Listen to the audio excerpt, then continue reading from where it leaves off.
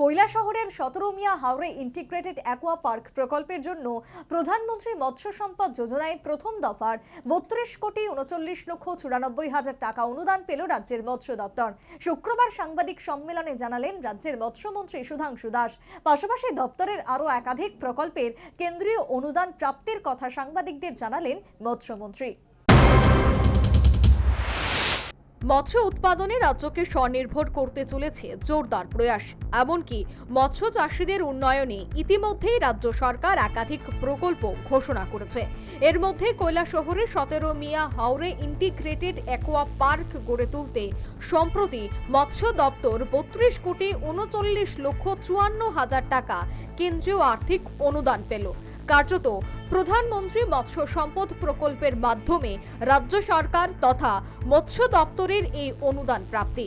শুক্রবার মহাকরণে আহত সাংবাদিক সম্মেলনে এই কথাই জানিয়েছেন মৎস্যমন্ত্রী সুধাংশু দাস।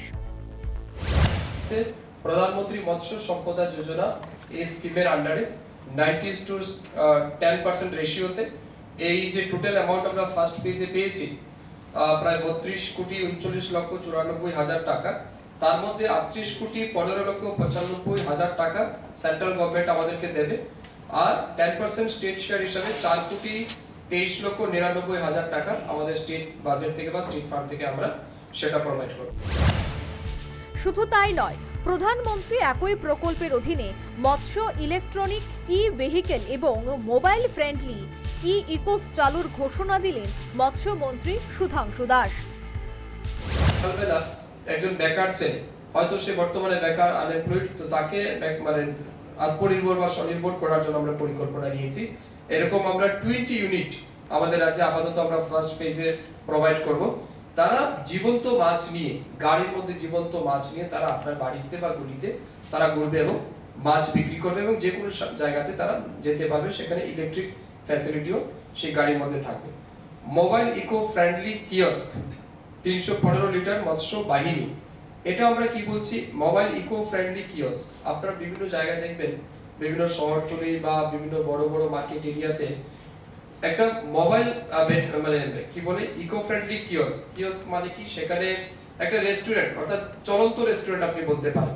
সেখানে মাছ, জীবন্ত মাছ একটা জায়গা থাকবে যেখানে 315 লিটার জলাশয়ের মধ্যে জল জায়গা হয়, এমন জায়গার মধ্যে জীবন্ত মাছ থাকবে। সেই মাছ তুলে সরাসরি আপনার চোখের সামনে জীবন্ত মাছ তুলে সে আপনাকে ফ্রাই করে খাওয়াবে। এছাড়া রাজ্যের 8টি জেলার 10টি স্থানে ফিশ কিউজ আহার তথা অত্যাধুনিক এমন রেস্টুরেন্ট তৈরি করা হবে যেখানে শুধুমাত্র মাছের বিভিন্ন খাদ্য সামগ্রী পাওয়া যাবে, সে কথাও জানালেন মৎস্যমন্ত্রী। এই 3টি প্রকল্পের প্রজেক্টে ব্যয় মোট 340 লক্ষ টাকা। এর মধ্যে 336 লক্ষ টাকা থাকবে কেন্দ্রীয় শেয়ার এবং 34 লক্ষ টাকা থাকবে রাজ্য সরকারের শেয়ারে।